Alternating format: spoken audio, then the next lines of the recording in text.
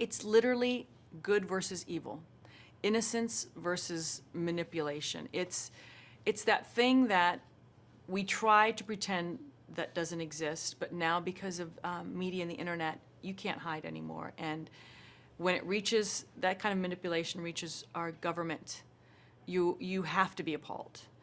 It's always been there. It's been in every big business where there's money and power, but you can't unsee it. We can't remain naive anymore. And then you see a group of people like those, the good people of Bolivia, who are fearlessly rising up and protesting every single time that they are worried or concerned about their future. I kept asking myself, would I be able to do that nowadays? Would our country, would people bond together as a group to voice a concern that they might not see come into fruition in their lifetime? Would we be willing to give up things in our life that are comfortable for the greater good? And sadly, my answer was, I don't think so. I don't think so, and that needs to change. And so that essence is what attracted me to the story, because it exists in the documentary, and it exists in this movie. And to me, that's what was important, that transferred. When we meet her, she's trying to move herself from an environment that was unhealthy, that was taking her, that was causing conflicts in her life. She's struggles with addiction, some mental illness, and she's just trying to find peace. And she is enticed back into the ring by her biggest addiction, which is the win at all cost against someone that took her down. And that is Pat Candy. So that's where we start the film.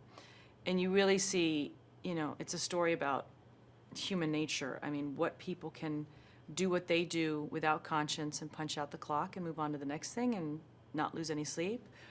But what happens when all of a sudden a win feels like a loss, and it's unexpected, and it rocks your core, and that's what Jane has to deal with. So it's a political backdrop, but it's really about the complexities of human nature in this really powerful, manipulative world. The last several years, with the power of the internet and the inability to hide, many industries have been outed. You can't hide anymore. You can't hide unjust actions anymore. You can't hide certain things. You have the hacking scandals. There are people out there watching that are like, don't like what I'm seeing. I'm going to reveal some information. So everyone is running a little bit scared because the truth is being revealed. You don't really like it, but we can't deny it, and we can't be naive about things anymore because the proof is right there. We're like, look, there it is.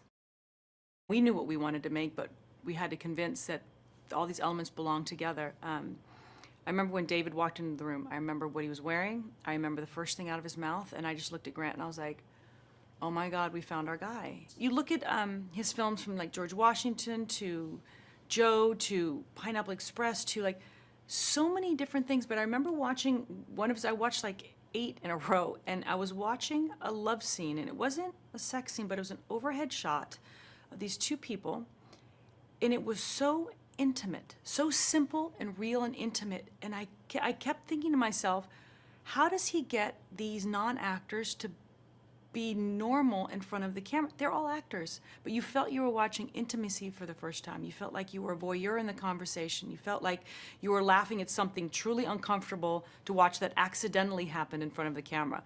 So all those elements made me really excited because I wanted to be as good as those people that he had directed before me. I wanted to have something new happen in my work, and I wanted him to pull it out. And for selfish reasons, I wanted David. And he's also the calmest director I have ever been around.